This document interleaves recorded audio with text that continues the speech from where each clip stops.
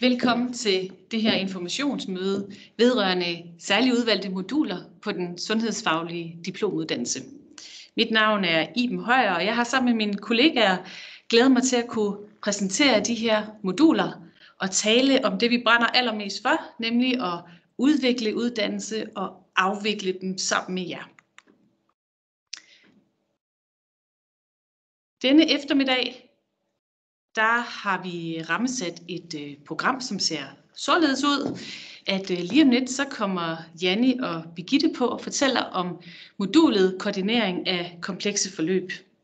Derefter så kommer det næste modul, som bliver præsenteret af Malene, som omhandler forløb for mennesker med sorg.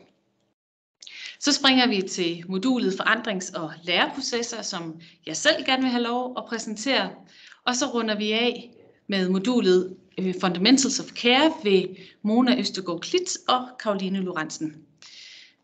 Til allersidst så kommer Karen Marie på og fortæller lidt om muligheden for at kunne søge omstillings- og kompetencefonden.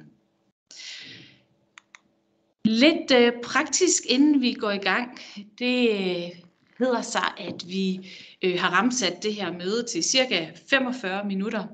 Og hvis du skulle få nogle spørgsmål undervejs, så kan du skrive dem i chatten. De vil blive stillet undervejs her.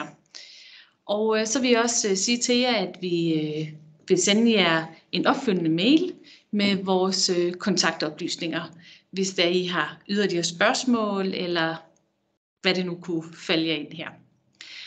Jeg tror, vi er i gang med, eller klar til at skulle præsentere det første modul, så jeg vil invitere Janni og Birgitte herop til at tale om modulet komplekse forløb.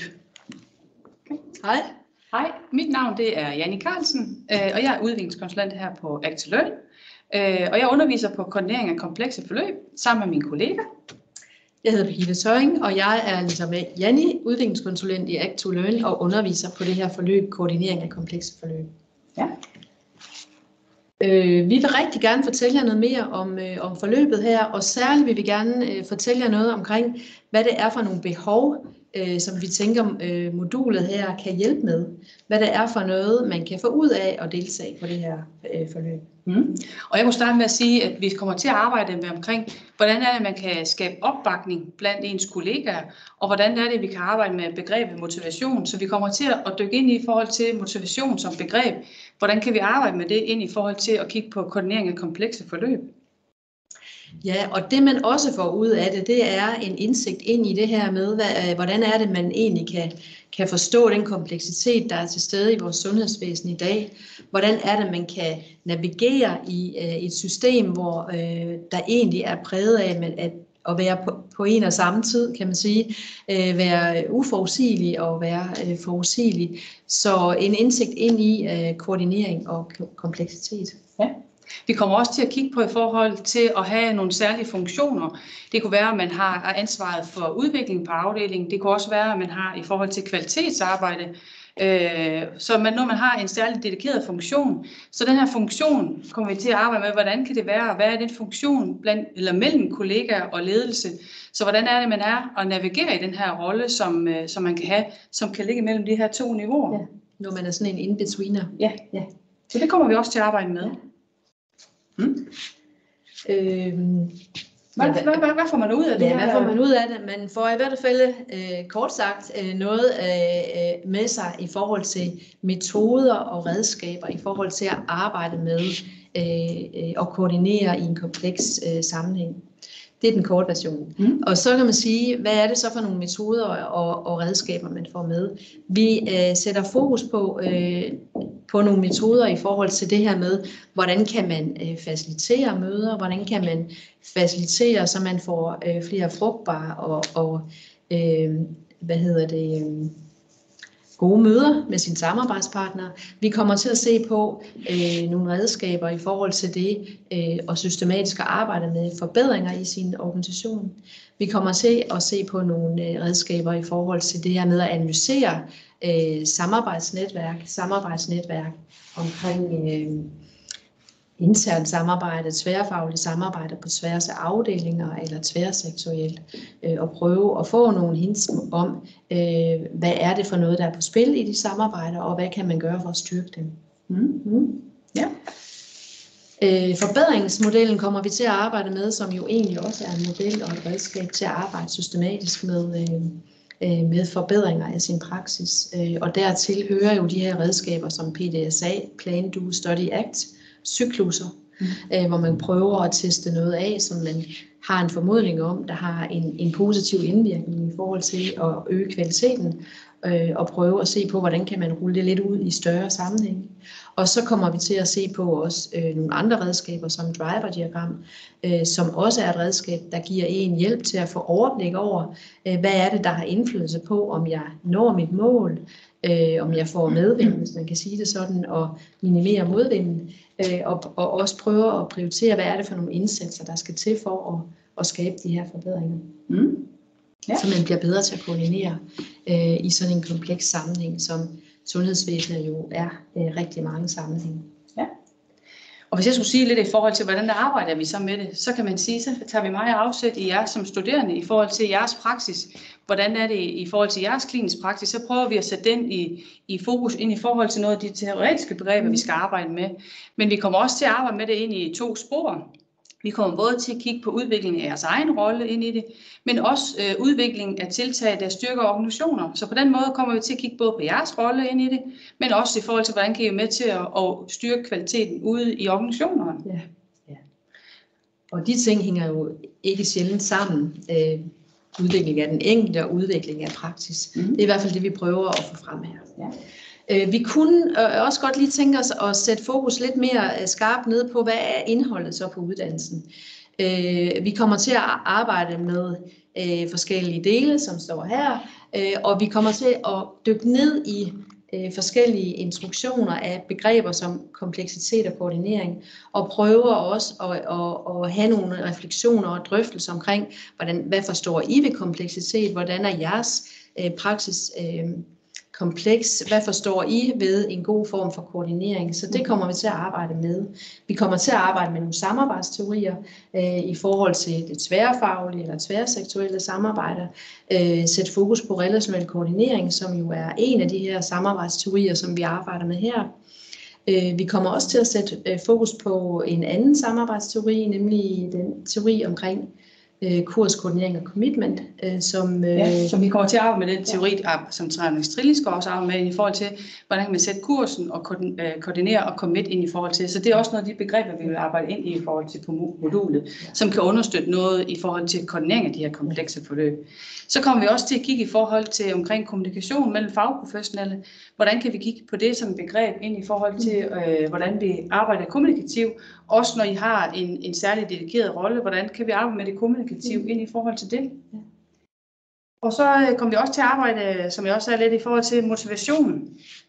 Så vi kommer til at kigge på, hvordan kan man arbejde med motivation ind i forhold til at få medarbejdergrupper med. Så når vi kigger på begrebet motivation, så kigger vi på, hvordan det er det, man kan arbejde med, hvordan kan man justere ind i forhold til nogle af de tiltag, man gør i praksis. Ja.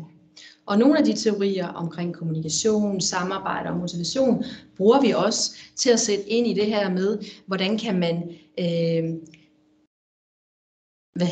hvordan kan man øve nogle gode kompetencer i det at arbejde med proces- og mødefacilitering? Hvordan kan man planlægge gode møder? Hvordan kan man agere som facilitator undervejs, så alle får mulighed for at bidrage ind, når man får drøftet forskellige beslutninger og muligheder, og hvordan får man rundet gode møder af? Så på den måde kommer vi rundt omkring det her.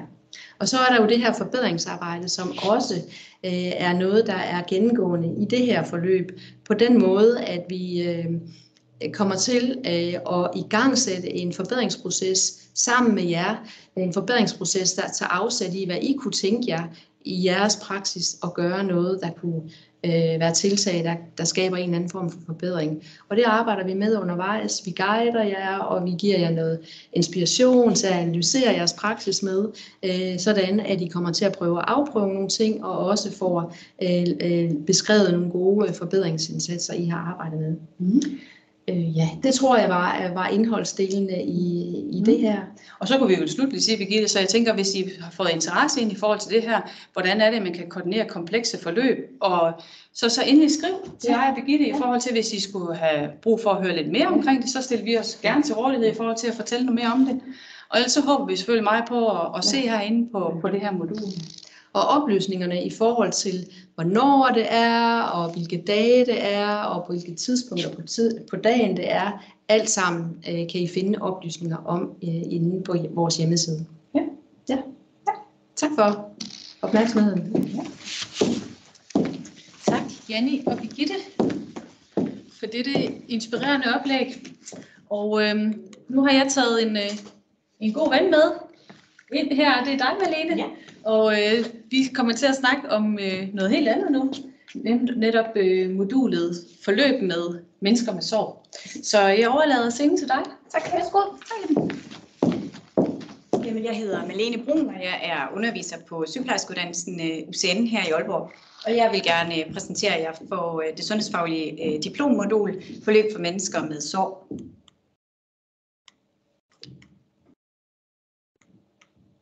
Så arbejder du med mennesker med sorg, og er du interesseret i, hvordan den nyeste viden på området kan udvikle din daglige praksis, så er det her diplommodul lige noget for dig. I løbet af modulet, der får du gennem undervisning og øvelser mulighed for at tilegne dig viden om det normalt helende sorg, om sorgets opståen og behandlingen herpå. Endvidere er der fokus på samarbejdet med eksterne samarbejdspartnere, med tværprofessionelle samarbejdspartnere, og ikke mindst, hvordan man i et forløb samarbejder med enten borgeren eller patienten. Formål og anvendelse med diplommodulet, og hvad får du som kursist med dig efter endt diplommodul? Du får den nyeste viden inden for sorgområdet og for sorgbehandling. Du får viden om de nyeste teknologier inden for sorgbehandling, og de nyeste redskaber til brug ved diagnostisering. Undervisningsformen vil bære præg af at være praksisnær, og det vil sige, at de eksterne undervisere, som kommer, vil tage udgangspunkt i deres egen praksis. Underviserne, der kommer på modulet, er sorgsygeplejersker, det er en læge med speciale i sorg, det er en karkirurg, og der kommer en produktspecialist, og derudover får vi også besøg af en portør. I løbet af modulet vil der flere gange være hands-on-øvelser, og det er for, at inden I kommer ud i klinisk praksis, at I får lov at prøve for eksempel de nye sorgprodukter af, som I vil blive præsenteret for. Samtidig vil der være en klar kobling imellem teori og praksis, og det er for, at I ved hver undervisning kan koble det til jeres eget daglige virke.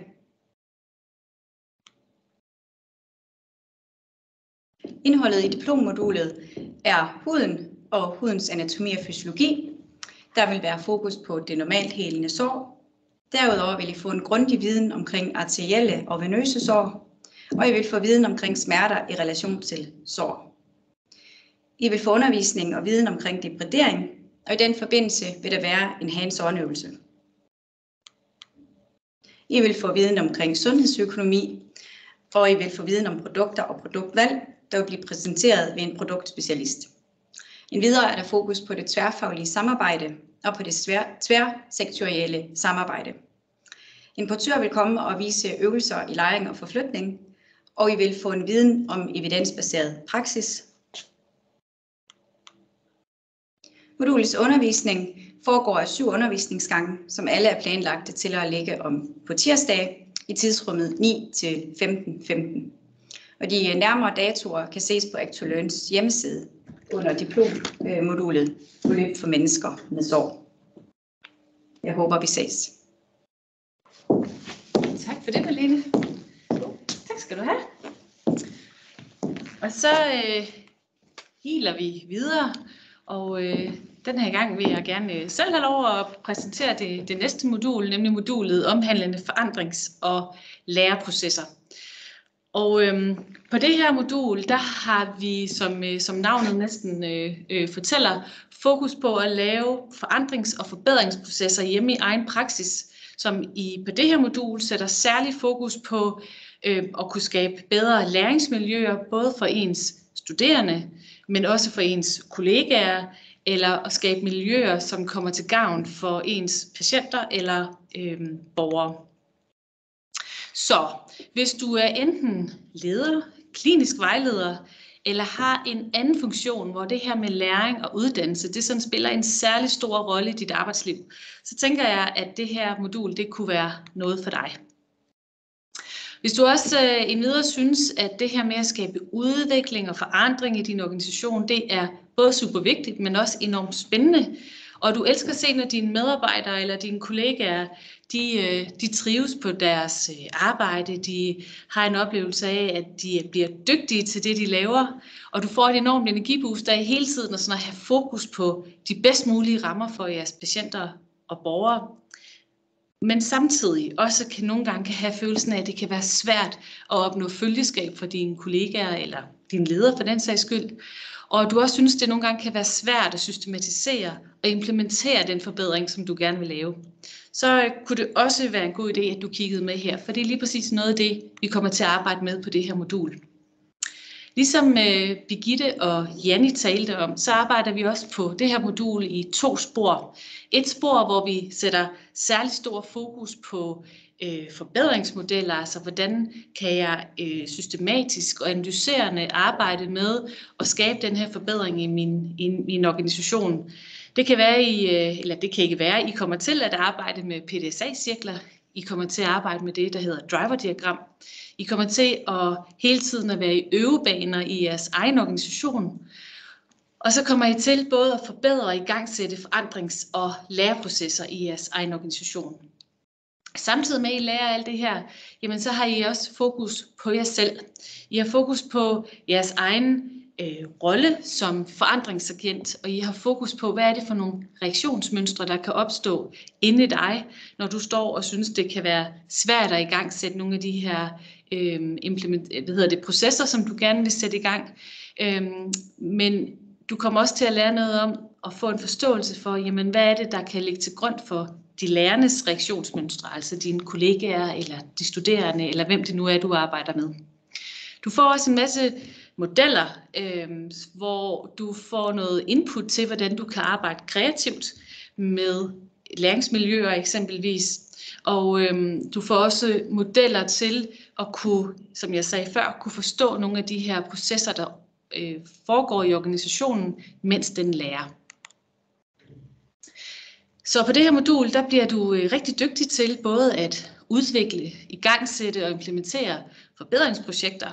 Du bliver også dygtig til at reflektere over, hvad der kan fremme og hvad der kan hæmme en forbedringsproces. Du kommer til at reflektere over din egen rolle i processen og også anvende forskningsbaserede forbedringsmodeller. Du bliver også dygtig til at reflektere over både didaktiske og gruppedynamiske overvejelser i en forbedringsproces, og så kommer du til at arbejde struktureret og kreativt med den forbedring, du gerne vil lave. Og så kommer du til at øve dig på at facilitere forskellige processer. Det kunne eksempelvis være et møde. Modulet det er bygget op over 7 dage. Det kommer til at foregå her på Act2Learn, hvor jeg står lige nu. Du får endvidere også nogle studiedage hjemme i din egen organisation, hvor du skal arbejde med den her proces, du gerne vil implementere. Og så bliver modulet afsluttet med en eksamen, som er en kort 5-siders synopsis. Du skal aflevere omhandlende en beskrivelse og refleksion over det her forbedringsarbejde, du har lavet. Og så bliver den afrundet med en mundtlig eksamen, som netop tager udgangspunkt i din synopsis. Og så ender vi med at give dig en karakter for din præstation. For at give nogle eksempler på, hvad man kan arbejde med af forbedringsprojekter, så kan der nævnes tidligere projekter, som har omhandlet, hvordan kan jeg skabe et læringsmiljø med en højere grad af refleksion? Hvordan kan jeg motivere mine kollegaer, så de har lyst til at tage større ansvar for de studerende, vi har i vores afdeling? Eller i det hele taget sætte fokus på det gode læringsmiljø. Der er også nogen, der arbejder med, hvordan man kan facilitere møder og samtaler, så man opnår et højere læringsudbytte, og hvordan man kan arbejde kreativt med de studerende og ens kollegaer. Det er bare nogle eksempler på, hvad man kan arbejde med. Det kan være, at du allerede nu sidder og tænker, jeg har allerede en idé til noget, jeg gerne vil arbejde med. Godt. en præsentation af, hvem der kommer til at være underviser på modulet. Det gør Lone Melgaard, og det gør Birgitte Tørring, og så er jeg også selv underviser på det her modul. Lone, hun er meget optaget af en sådan sociologisk vinkel og har stor erfaring med unge og deres læringsmotivation. Og Birgitte, hun har en Ph.D. og er enormt dygtig til at kunne arbejde ind i forskellige samarbejdsmønstre og også forbedringsmodeller. Og jeg selv er optaget af hele det her læringsbegreb, men også nogle af de her psykologiske læringsmekanismer, som foregår imellem os, når vi går på arbejde. Til slut lidt praktik. Uddannelsen den starter den 29. januar i 2024. Og hvis du gerne vil være med på det, så er der tilmeldingsfrist den 15. december her i år. Al undervisning kommer som sagt til at foregå her på Mylius Eriksens Vej. Og hvis du gerne vil læse mere, eller du gerne vil tilmelde dig, så har jeg sat en lille sti ind. Du går ind under UCN.dk. Du leder efter videre eller efteruddannelse, finder uddannelser og kurser, og så finder du til sidst modulet her, som hedder forandrings- og læreprocesser. Jeg håber rigtig meget at se dig, så forhåbentlig på gensyn. Og nu er jeg allerede ved at gøre klar til, at min næste folk på banen her, de skal ind og fortælle om det næste modul. Så jeg går lige hen og finder dem herhenne i døren. Velkommen og kom indenfor. Tak. Mona og Karoline. Jeg skubber lige lidt videre her. I vil fortælle om modulet patientologi med afsæt i Fundamentals of Care. Så jeg overlader den her tryk til dig, eller til jer. Ja, tak skal du have. Hej, hej. Hej. Og jeg hedder Mona Østergaard-Kvist og skal undervise på patientologi, udvikling af egen sygeplejefaglig praksis med afsæt i begrebsrammen Fundamentals of Care. Ja, jeg hedder Karoline og sidder som underviser på sygeplejerskeuddannelsen i Tisted. Og det er Mona og jeg sammen med en række kollegaer, der har været med til at stable det her modul på benene. Ja. Nogle af jer kender nok Fundamentals of Care, men vi har lige lagt rammen for sygepleje på her som en slide. Og den har jo ligesom 3 ringe i sig, kan man sige. Den har relationsdannelsen til patienten, som er båret af tillid og opmærksomhed, og at vi også holder fokus på det, patienten er der for, og er forudseende i forhold til det, der kan ske for patienten, og på viden og evaluering. Dernæst så har vi det, vi kalder integrering af sygeplejen, som handler både om det psykosociale og det fysiske og det relationelle. Og så har vi jo konteksten for sygepleje som den yderste ring, og det her, hvor man kan sige, at lovgivning, altså juraen spiller med, den politiske styring, vi har, kvalitetsudvikling, og det er også her, hvor ledelsen og kulturen, der er på det sted, hvor man nu er, for eksempel ledelse og medarbejdere, anskueliggøres i rammen for sygepleje. Og det er et modul, der er bygget op over Fundamentals of Care rammen for sygepleje. Vi har et par fortællinger med her til i dag, og kan du mærke, at de rører dig eller noget genkendeligt, så er det modul her, du skal søge. Vi vil nemlig gerne have en personcentreret sygepleje frem igen. Der har været en tendens til, at det er meget drift og meget opgavecentreret. Det betyder rigtig meget, at vi har fokus på personen, vi yder sygepleje til. Og vil du gerne fordybe dig i rammen for Fundamentals of Care og udvikle din praksis med afsæt heri, så henvender modulet sig til dig. Min fortælling, den tager udgangspunkt i denne fine bronzefigur af en ældre kvinde og hendes mand. En høj rank mand, som tager sig af sin kone. Og min fortælling, den er sket i virkeligheden på et sted i landet, hvor man laver skopiundersøgelser. Så den ældre kvinde, hun har fået lavet nogle prøver, som viser, at der er noget med hendes tarmsystem, og hun bliver udrenset og kommer ind sammen med manden der og bliver undersøgt, og man finder faktisk ikke noget, der er alarmerende, men man finder noget på den undersøgelse, som betyder, at hun skal komme om et år igen. Da der så er gået et år, så har hun jo fået en tid, og hun møder ikke op. Og så ringer de til hjemnummeret, og det er manden, der tager telefonen, og han siger så, at min kone er faktisk blevet dement, og kan ikke medvirke til undersøgelsen, og han beklager meget, at han ikke har meldt afbud, eller at de ikke har fået taget action på, at han faktisk havde set, at hun var indkaldt.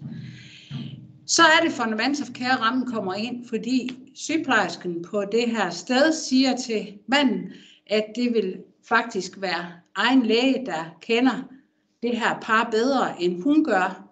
Så hun vil gerne opfordre dem til, at de tager til deres egen læge og får en snak om det her, og så bare melder tilbage.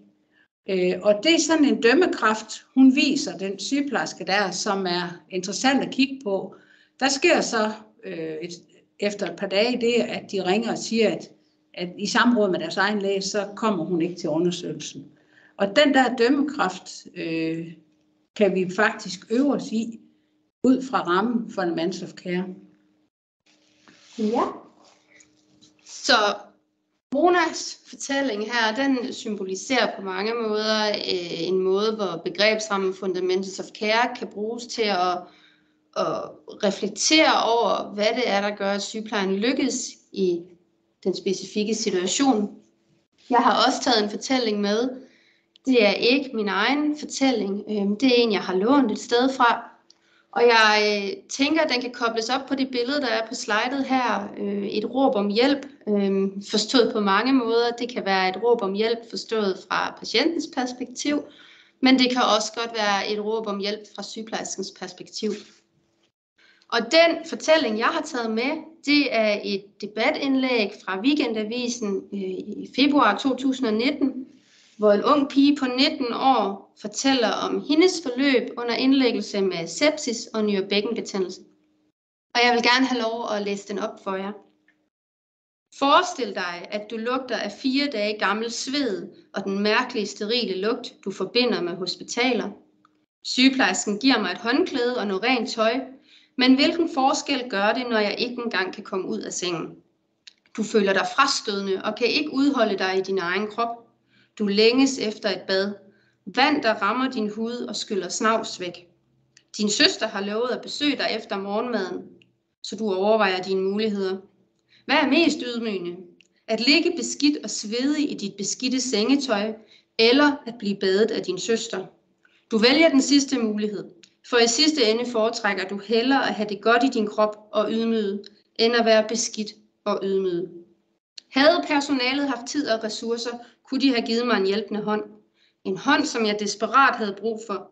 Fordi jeg var så syg, at jeg næsten ikke kunne komme ud af sengen. Jeg var så syg, at jeg ikke kunne klare at spise selv. Jeg var så syg, at jeg måtte bede min søster om at hjælpe mig med et bad, fordi jeg ikke havde badet i 4 dage.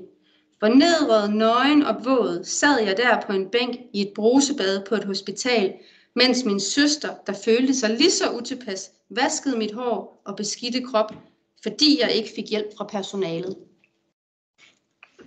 Den her fortælling er ikke tænkt til at pege fingre af praksis, men den er igen tænkt til at illustrere, hvordan begrebsrammen også kan anvendes til at drøfte, hvad er det måske, der går galt i sygeplejen i forskellige situationer.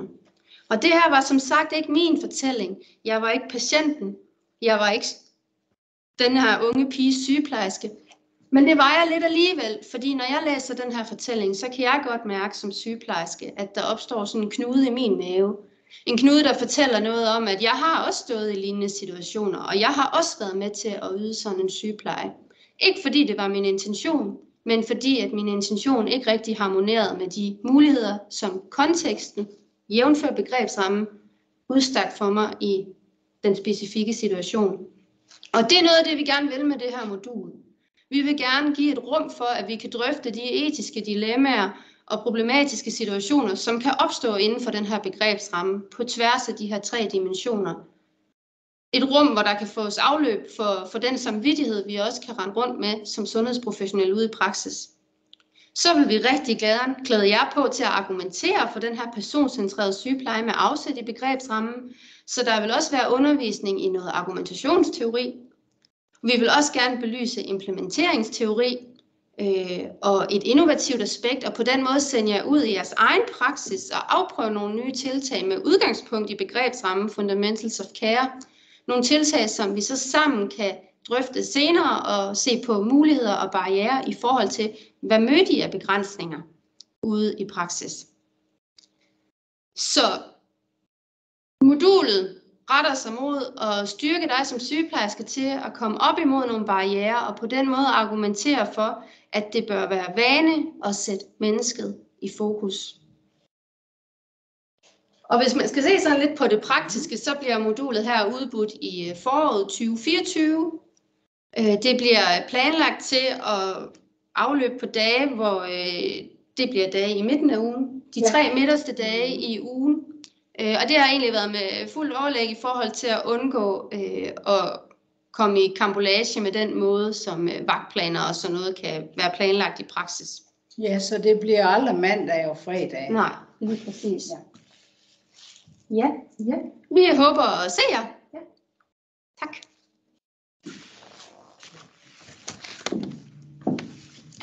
Tak skal I have for dette fine oplæg. Nu har jeg taget Karen Marie med mig her. Karen Marie, når du lige kommer ind i skærmen her, eller i billedet, så tænker jeg, at du er med mig, fordi du nu vil fortælle lidt om de her muligheder for at søge både kompetencefonde og omstillingsfonde. Ja. Og i øvrigt også tale lidt om studievejledning. Præcis. Værsgo. Det er rigtigt. Tak for det. Jamen, jeg hedder jo Karen Marie Juhl, og jeg arbejder som koordinator og studievejleder på den sundhedsfaglige diplomuddannelse. Nu har I jo hørt nogle af mine kollegaer fortælle om nogle spændende diplommoduler, som I måske sidder og får lyst til at komme afsted på, men bliver usikker på, hvordan er det lige, jeg skal få finansieret de her moduler. Og det kan da være, at der er en mulighed for dig i forhold til din kompetencefond. Det kan du undersøge ved at gå igennem din fagforening og finde ud af, om der er mulighed for der at søge kompetencefonden igennem den. Og der er kompetencefonde for alle offentlige ansatte, og der er en statslig kompetencefond, den regionale og en kommunal kompetencefond. Men det er vigtigt, at man går ind på sit specifikke fagforening og søger derinde, fordi det er forskellige muligheder i de forskellige fagforeninger. Ja. Og der kommer lige en slide mere der med de forskellige fonde. Så er der også den mulighed, at man kan søge omstillingsfonden. Og helt konkret, hvordan det bliver at kan søge omstillingsfonden til diplommoduler for professionsuddannede. Det er vi stadigvæk sådan lidt usikre på, hvordan det bliver, men vi ved, at det er en ny aftale, der træder i kraft fra 2024. Så hvis det er, at du har lyst til at høre noget mere om det, så kan du gå ind på vores hjemmeside og tilmelde dig på den her e-mail-liste, og så skriver vi til dig, når vi ved noget mere specifikt omkring omstillingsfonden og den aftale. Men sidder du nu også derude og tænker på, jamen jeg har jo i forvejen et diplommodul fra den sundhedsfaglige diplom eller fra diplom i ledelse, og kan jeg sammensætte den med et modul fra den sundhedsfaglige diplomuddannelse, så har du mulighed for at kontakte mig og få noget studievejledning i forhold til konkret hjælpe dig. Så kan du se min mailadresse her. Det tror jeg faktisk, det var det, jeg ville sige, Iben. Det er helt perfekt. Tusind tak, Karen Marie. Og så er vi jo faktisk nået til vejs ende. Vi har fået præsenteret alle 4 moduler, og Karen Marie, du har også fået fortalt lidt om muligheden for vejledning. Vi håber, I er blevet inspireret. I hvert fald så kan jeg også sige på alle mine kollegaers vegne, at det har været dejligt at fortælle om de her moduler, og også at vi håber at se jer på uddannelsen, og Karen Marie er ret sikker på, håber at høre fra jer, hvis I har brug for yderligere hjælp eller støtte til enten at søge fonde, eller hvordan I kan sætte jeres uddannelse sammen. Tusind tak for den her gang, og forhåbentlig på gensyn.